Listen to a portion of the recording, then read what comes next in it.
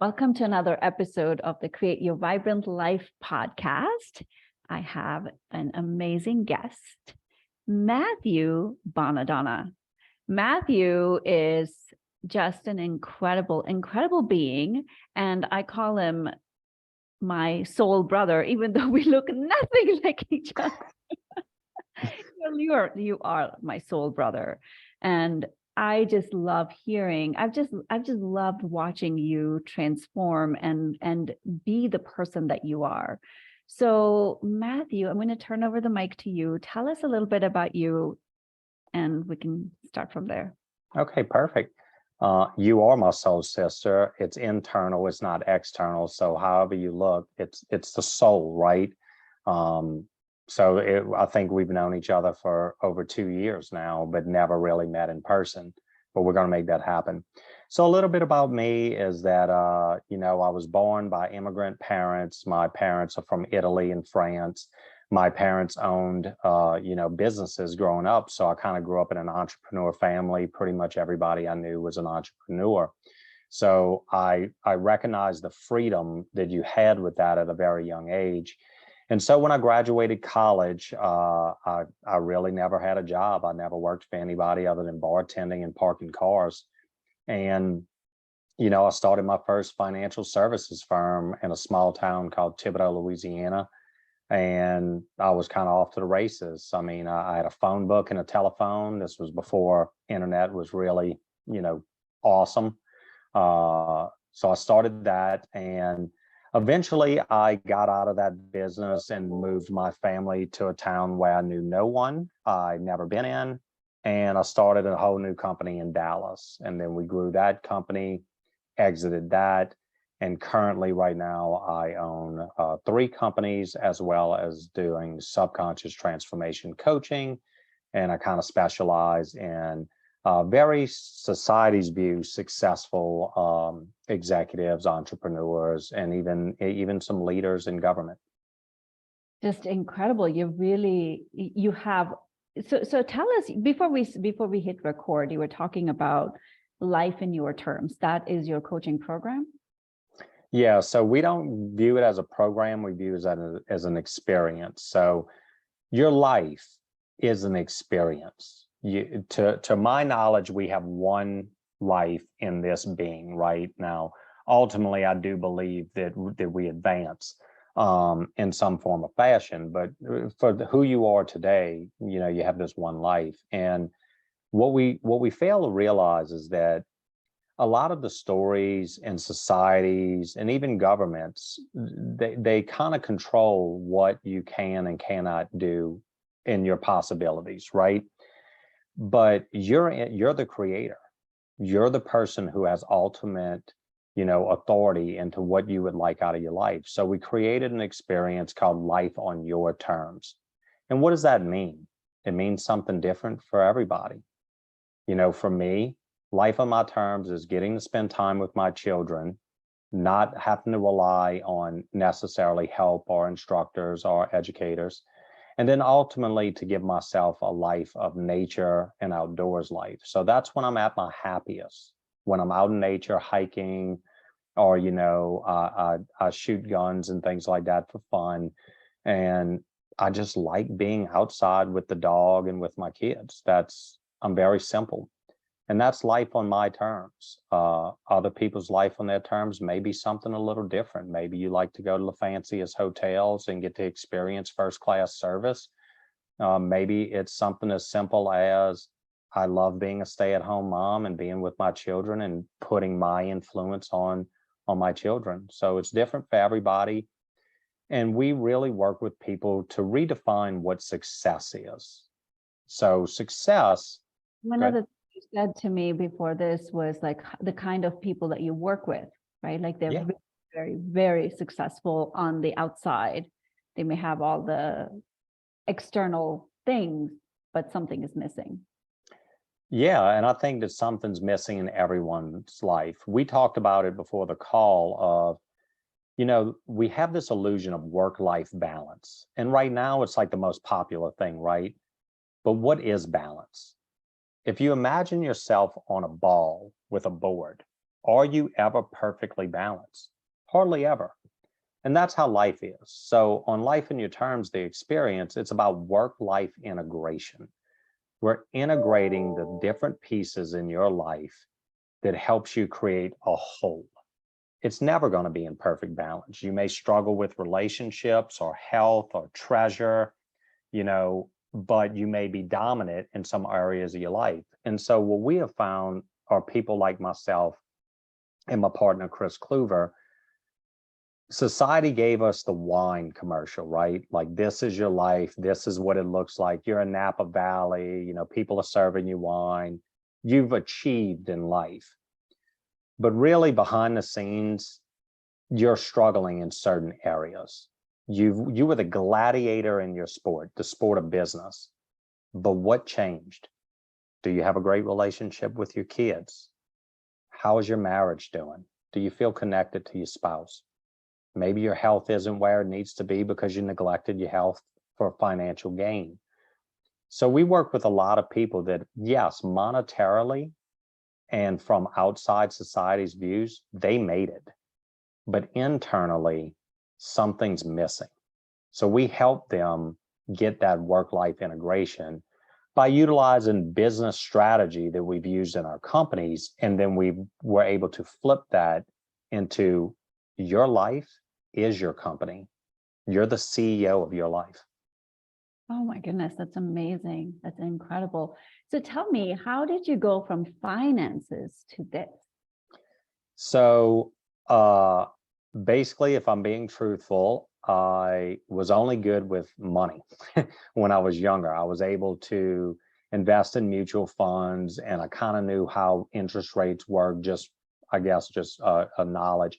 So my dream was to own a Mercedes-Benz dealership. Then I realized, that's 7 days a week working, and I wasn't about that life. There's no freedom in that for me. So I learned a lot about finance and interest rates and things like that and how banks play games. And I decided that I could bring that knowledge to, everyday ordinary people. So I started in the financial services space. But what came out of that is you got a very broad set of people. You had the people that made, not much money, but saved a lot. And now they are considered rich or wealthy, yet mentally, and their stories are, they're broke. I met other people that they did save a lot and they spent every single dollar of it. And they were actually in worse positions than the people who didn't make the money. And what I learned was it was all psychology around money. So that really piqued my interest. And what I've noticed over the years, because I've been doing this for 17 years, is that no matter where the person is in their financial spectrum or their success level, whether they were the president, CEO, or they were simply a controller, it really had nothing to do with work. They were fulfilling a need through business. They had to be the achiever, perfectionism. And so I personally had an experience 3 years ago, as you know, where I had everything that everybody wanted. I had the big house, I had the nice cars, my kids went to private school, like had everything from the outside looking in. But internally, I was just stressed out, had so bad anxiety. I mean, I've had anxiety since I was 14 years old. And I've been to every psychiatrist, psychologist you can think of. I've been on every antidepressant, anti-anxiety, and I just didn't feel like myself. And so when COVID came out, I worked with businesses, and businesses were struggling and had to lay off. And I thought I was going to lose everything I ever worked my entire life for. And that caused me to have a severe panic attack. And I locked myself in my office, in my bedroom, in my robe, didn't brush my hair, didn't brush my teeth, didn't eat, didn't take a bath, did not get out of bed for 2 days straight. And my wife came and spoke to me and said, "This is not the man that I married. And, it's time for you to make a change, because I know you want to make a change." And I was able to find, one of the best coaches in the world at helping people get over their subconscious belief. And I've been entrenched in it ever since. So if someone was nice enough to give me the gift of this knowledge, I don't want people to be in the spot that I was in. So I feel like it's my dharma, if you will, to pass that information on, and maybe I can help, 100 people. My goal is to help 1 million people. Oh my goodness. Wow. Wow. And is that what you see with the people you work with, where they're kind of in the same boat that you were 3 years ago?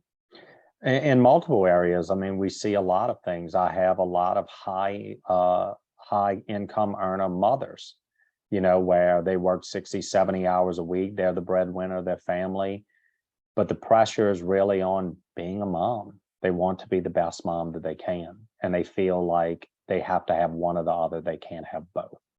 So no matter how successful they are in the business realm, this piece is going unfulfilled. Well, as you know, because you're a mother and I'm a father, it goes by like that. Yep. You really don't have time. So at what point is enough?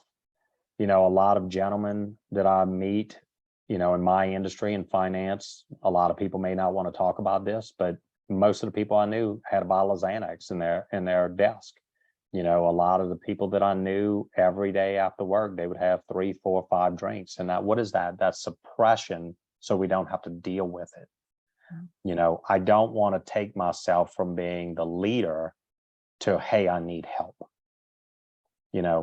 And so in my experience, it's not all, but a lot of people, they recognize after they've hit this level of success, it wasn't all that it was cracked up to be. It doesn't solve your marriage issues. It's not going to help you with your health. And it's definitely not going to help with your communication skills with your children. Yeah. So this is such a theme I've been noticing. I've been doing a lot of podcast interviews, and everyone is like super successful, and either they've had that experience or the people they work with, they're in similar boats where there's they're chasing the success, whether it's money or the fame or whatever, but then there is something, then they realize like, oh no, this is just a Band-Aid on a big gash. It's not going to solve anything. So I'm curious, from your perspective, Matthew, what causes people to chase that external success? I think it's a multitude of things, but I would say the first thing that would be is society or cultural pressures. Your background is Indian. What is the pressure on a lot of the people that we meet that were from India? This is what you're going to do. You have to be a doctor. You have to be a lawyer. You have to be an IT person. And the pressure starts when people are very, very young. When you look at the Asian community, education is vital. If you are not successful in school, you're labeled a failure, right? So I think that builds an internal drive. But from a young age, what is that drive? Is it for you? Or is it because society told you this is how you have to be? So you and I talk a lot about stories. What are the stories that you've told yourself? What are the stories that your teachers have told you? What are the stories that your parents have taught you? And so I think that's a main key to it. I mean, I've met people that are worth $100 million, but their parents told them that they were broke growing up. And I've had people tell me, I can make $1 billion and it'll never be enough. I pause for a minute because I want people to really sink into that. I can make $1 billion and it's never going to be enough. And it's because it's the internal. Truly, they don't believe success is monetary. Success is something else. Their fear of judgment. If I'm not the multimillionaire business owner or executive, then who am I? So I think that's another driver of success. Their identity is wrapped up around materialism or the drive to be the best. But like Michael Jordan, that I like to use, greatest basketball player to ever live. What's his home life was like? How did he have to protect himself against people? You have other stuff behind the scenes that comes along with this. Yeah. I'm pausing there too, because what you said is so deep. Yeah. Well, you know me. We're going to be as real as possible. Yes, it is that, but that's the reality. This is the thing no one talks about, right? We only talk about like, how can you get to that successful place, but what is behind it? What is true success? So let me ask you this, what is true success in your It's different for everybody. And I want to flip that question to you. I think it would be great for the listeners to see a person that's like me, who is very different from a person like you, and how success is only what you believe success is. So when I was in my 20s, success was the wine commercial. It was the Mercedes-Benz dealership. Get a Benz, everything's going to be good, make 150,000 a year, my life's going to be great. You know, I can, and this is really true. Like I lived my whole 20s chasing money. That's what I did. The more people that I could help, the more value that I can add, the more for me, right? And then I'm in my late 20s and I realized that it wasn't true.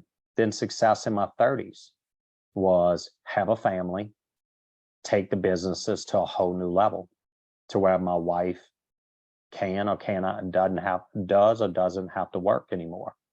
And, you know, it was really designed to giving me a life of freedom. So in your 30s, that comes with stuff too. You're adding more employees, you're getting bigger businesses, you're getting more loans or leverage, and that creates pressure. Then you have to go out and get the clientele, then you have to maximize your clientele, and then you want to deliver the best that you can for your clientele. Ultimately, when you sit in my seat, you don't have one family to feed. You feel the responsibility to feed every family of the people that's helped you grow. At least that's the way that I look at it. Then I turned 40. And success is completely different for me now. Success for me, I only live by two values right now: freedom and family. How do I create the most freedom? Because like I said earlier, life is long, but life is short. And I don't want to be at the end of my life with regrets. I don't want to say I would have done this, I would have done this. And I've had experiences with people in my former work in the financial sector where you get to retirement and you're like, man, I worked my whole life for this. And so success for me is based on freedom. And what that looks like for me is having the ability to take a week or two off every couple of months and getting away. No electronics, no television, no cell phone, nobody. Me and my family, me and a group of friends, build the connections. Because at the end of the day, that's what we are as a human species. We're connectors. We need each other. And so that's my definition of success in my 40s. So beautiful. You're right. Like success is exactly what you were saying, life on your terms. That is what it's like. How do you create your own life on your terms? And it's your terms, and your terms comes down to choice. What do you choose in this moment to live by your values so that you can have the life that you truly want? You have to think outside the box. You know, a lot of things is process. A lot of things are process. If you apply process and policies to business, and you can grow in a business and affect hundreds, thousands, million people if you're Apple or you know, bigger companies, what makes you believe that you couldn't apply that to your regular life? We all plan in our regular life. We all have a schedule around children. All you're doing is adding business techniques to your personal life so that you have a track record of how to get to where you're going. And then as I've showed you in my example, and I want to flip this question back to you and what success looks like to you, look at how success changed between my 20s, 30s, 40s. And it's going to keep evolving. And it's going to keep evolving.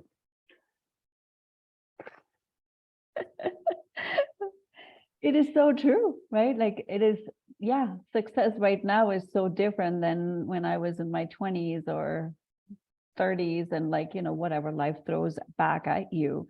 So I'm curious, like what moves you every day? Okay, but you didn't answer my question, Ms. Padma. What does success mean to Padma? You know, you're so right. Like in my 20s, success was when I started my 20s, success was more like I wanted to finish my licensing and help more people and make money in the process. But life threw me a curveball. I got very sick. So then success changed because I was no longer focused on the external thing. I had to get better. So that was success to me.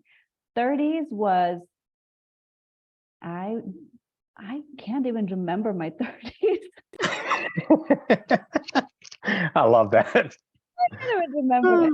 I tell you, 40s are like my best time in my life. Like I feel so much more alive in my 40s. I feel like the things that used to bother me no longer bother me. I already have the sense of freedom. But success today feels very much focused on my spiritual evolution. That to me is success. Like if I can keep mastering my spiritual growth every step of the way, that would be huge success to me. No longer about the material things. I feel like, yeah, whatever I want, I can have at this point in my life. But spiritually and growing and evolving and and being at peace with my kids, I think that has been, and if I look at it, like I already feel like I'm so successful in all these areas. That's amazing. It's so beautiful. And so then you keep growing and deepening that evolutionary process. But look at most people of what you just said doesn't believe that that's possible. Yet you and I have lived it. And many people that we've met have lived it. It's setting the intention. Right. It really comes down to that. And then it's about making the choices. I just shot a video with my son on our Instagram, and he was throwing axes at a board. And the video was really about choice. In that moment, he wanted to throw axes at a board. He failed many, many times. And the ending of the video was, not all choices are going to work out, but you have the ability to make another choice. So I said, keep throwing. Because as you evolve as a person, for using this analogy, the board changes with those axes, right? We were chasing monetary and materialistic expectations of success.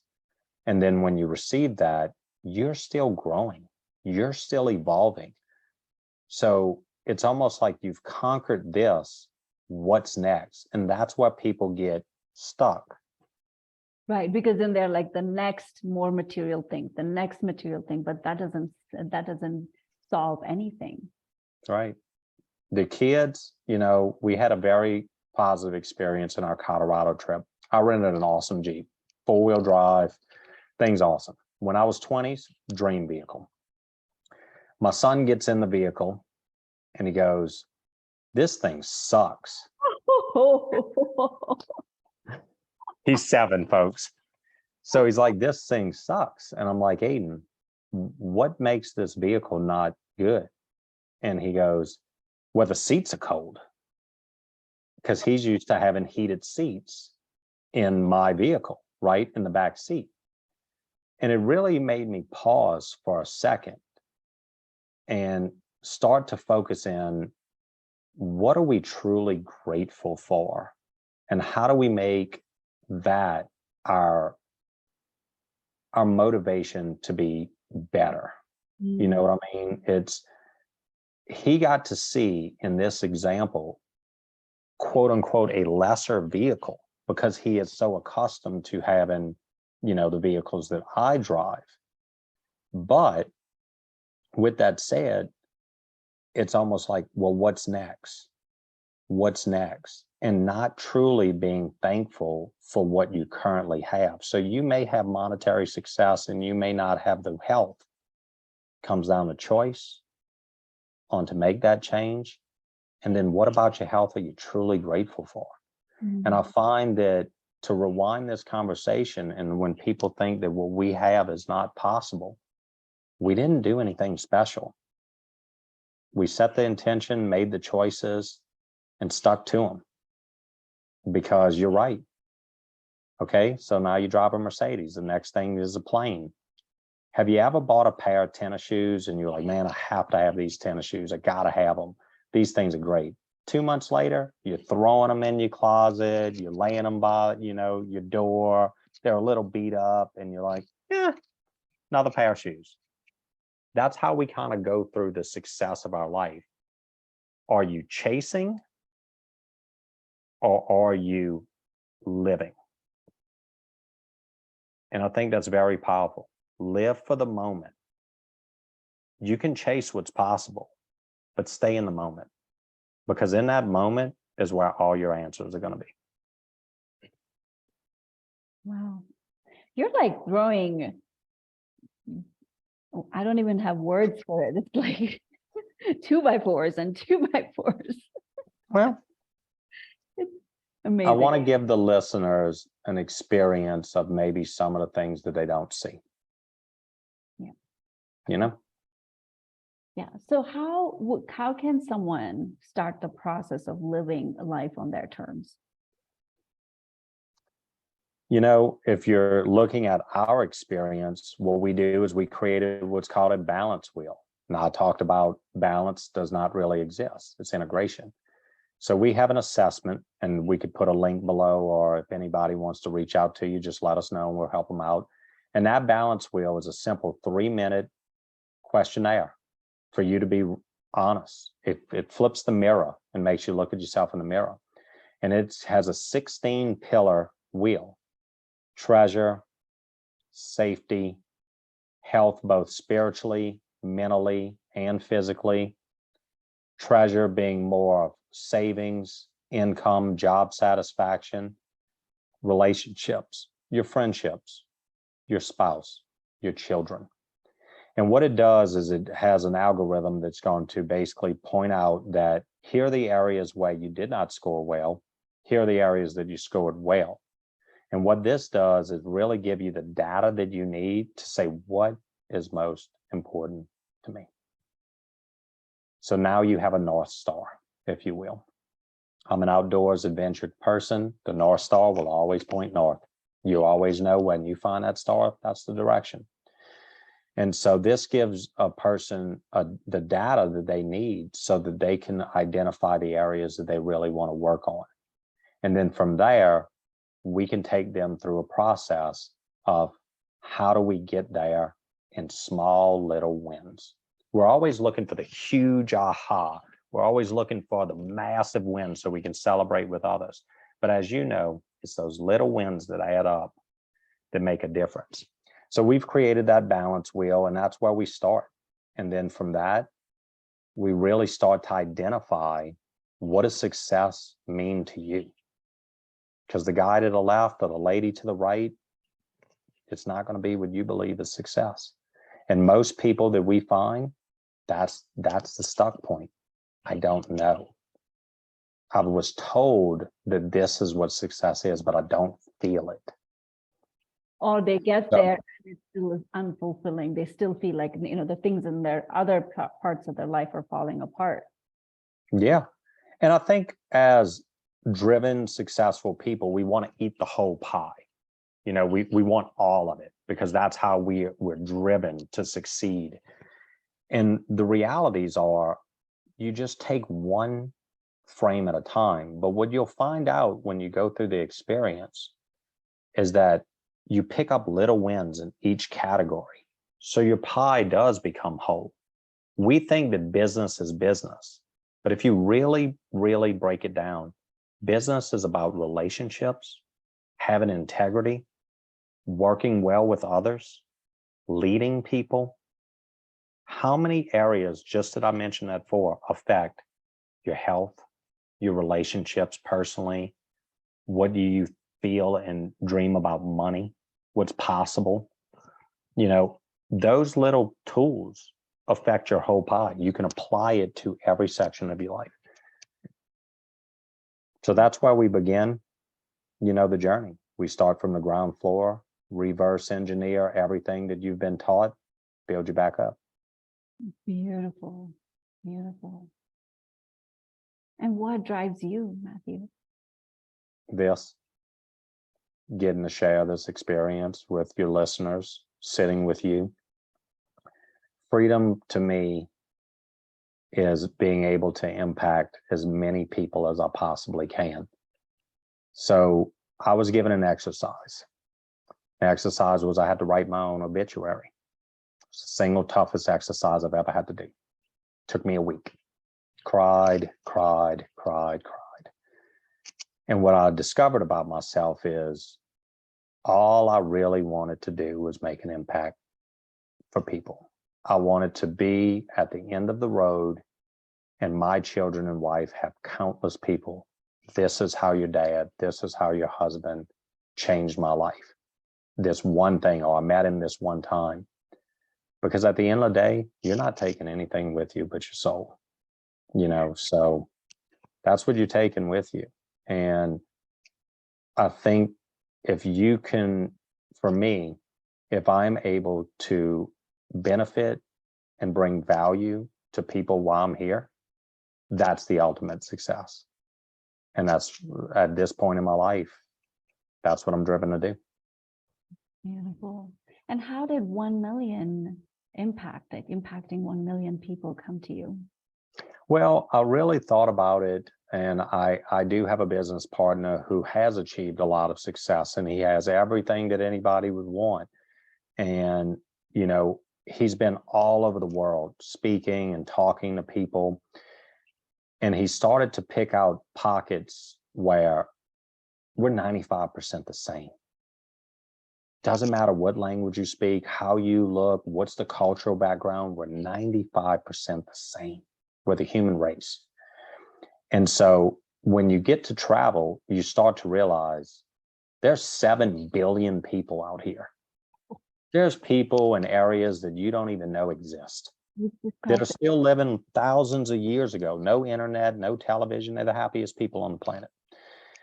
And so the 1 million is, I questioned, what would success look like? How many people has ever impacted 1 million people? Now, we have social influencers and YouTube, and you do affect them in some way, but in a meaningful way, something that you can give them a nugget to change how they think, or maybe even their life. How many people get to say that? So I found that was a real good goal. And with any, with the right attitude and with the right intention and continue to be driven, I hope I surpass that. I do. Yes, and with your intentional way of living, I am sure you will. I believe I will. I really do. Wow. Matthew, it's so amazing talking to you. Is there anything else you want to share with the listeners? I really would like people to just be honest with yourself. Like, take time for you. Maybe go take a walk, or maybe go sit for an hour. And it's really to analyze, who do you want to be? What's the legacy you want to live? And I think by doing that, you can't lie to yourself. And then stop worrying about how to do it. And just make choices based around that. Now, if you need assistance, we've got Life on Your Terms. We have ways of making that happen. But there's also other areas, like people like you. I don't really deal in the spiritual space. But a lot of times that's the missing link for people, the spiritual connection, which everything else falls from, right? So if you've identified areas in your life, you're not weak for asking for help. You're actually extremely intelligent. So let's go back to business. The best leaders in the world, the biggest companies in the world, they don't do it alone. They have teams and teams and teams of people that help them. It's no different in your life. So I want to leave people with, if you're there, there's a multitude of areas that you can go into. And what you're going to find out is, you wish you would have did it a lot earlier. Right? Yeah. Yeah. And, this is so profound. And before we wrap this episode up, I would love for you to share, you are a father, you are a husband, and you're also running some very successful businesses. Like, how do you find your balance with all of that, knowing that family is one of your top values? I find my balance in 3 different ways. 1, I wake up every morning and I do my meditation. And that meditation is designed straight for what I am grateful for. Start my day with gratitude. Second, as soon as my meditation is up, I set my intention for the day. What would I like to achieve? What does success look like? I break it down to three things. What are the three things that I need to do today to live my values so that I can win today? What does a win the day look like? And if you look at it, if you increase 1% a day, every day for a whole year, you've increased yourself 365%. Ridiculous numbers. And then the third thing is that every decision that I make is really designed around, does this fulfill my value? Now, yes, do things get skirted? Is it, sometimes, and for lack of a better terms, like I have to drop this to do this? That's life. That's the integration that we talk about.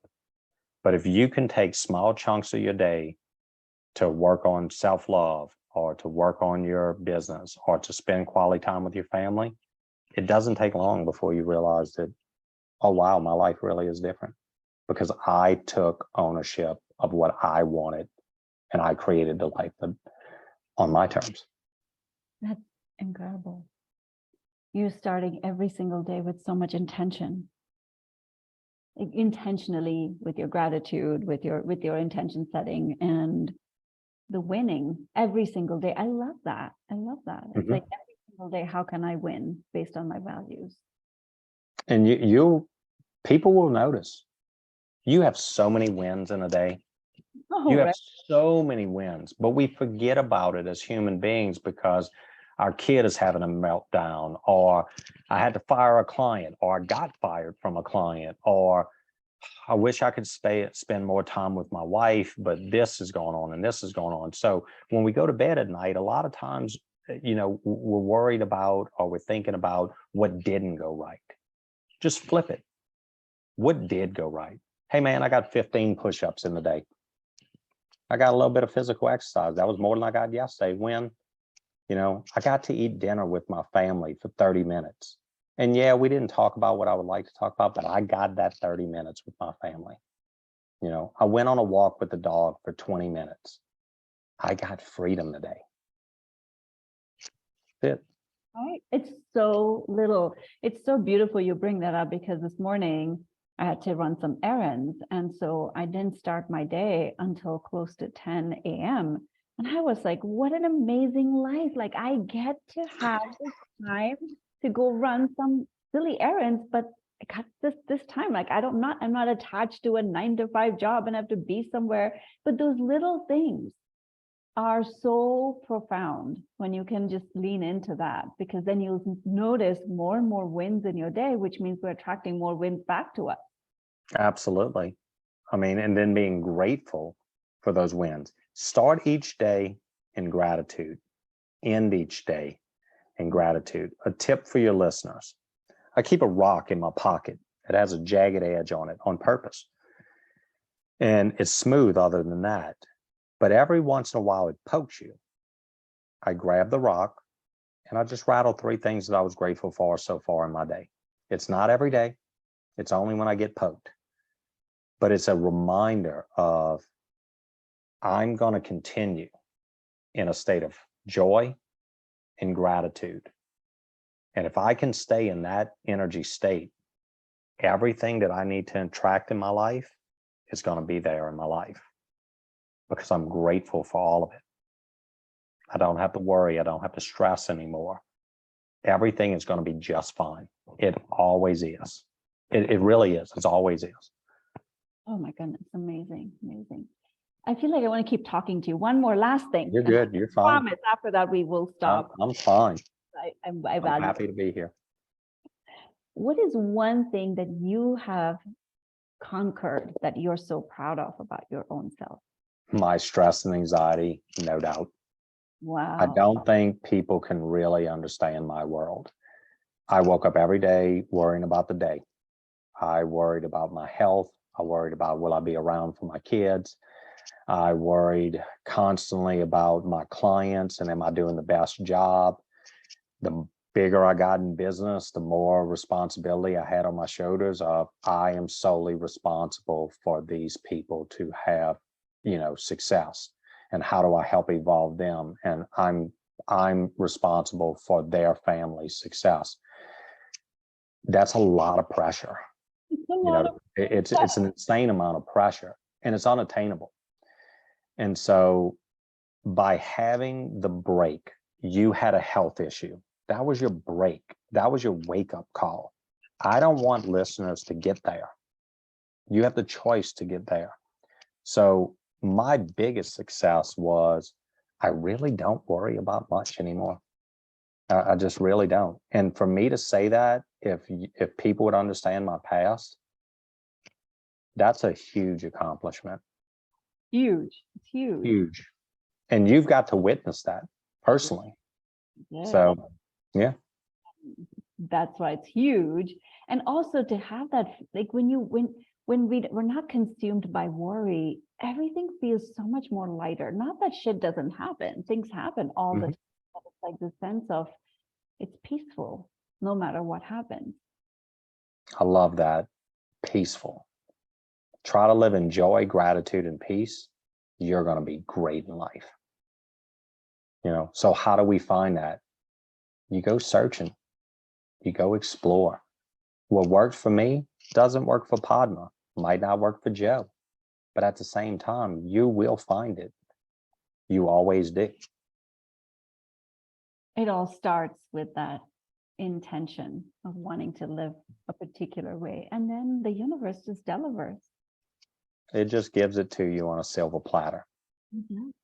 I always talk to people about when people feel broke.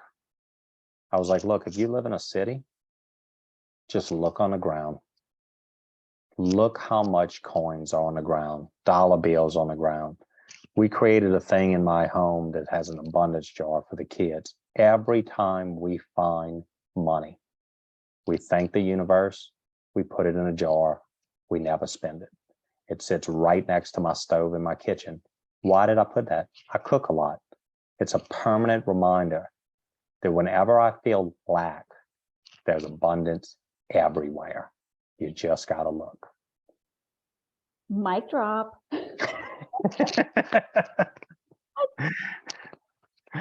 Wow, I'm speechless. That is so true, right? We just open our eyes and look. We already have everything that we are seeking. Yeah. In your kids and everything. In your relationship, it's there. You're just not looking. Yes. So how do you look? Get quiet, get real with yourself. That's how you do it. Set the intention, make the choice, go. Beautiful, beautiful. Matthew, thank you so much for being here. Can you tell the listeners where they can find you? I will put everything in the show notes as well, but where can they find you? Okay, you can go to our website at Life on Your Terms. We have an Instagram account, Creating Life on Your Terms. Everything is kind of pre-set up. We have TikTok, Instagram, Facebook, LinkedIn. Everything is Creating Life on Your Terms. And that's where you'll find a lot of our content. We give a lot of free content, a lot of free advice. We mix in our families with it. I bring them on health journeys. I'm not perfect. The purpose of Creating Life in Your Terms is for you to discover what that is. Because yours is going to be different from your wife, and it's going to be different from your kids. It's going to be different from your neighbors. But that's where you're going to find fulfillment. Oh, beautiful. Thank you. Thank you. Thank you for your time, energy, and your beautiful knowledge. Well, I am very grateful to be here. You were the highlight of my day, and I just so enjoy seeing you. I really do. Thank you, Matthew.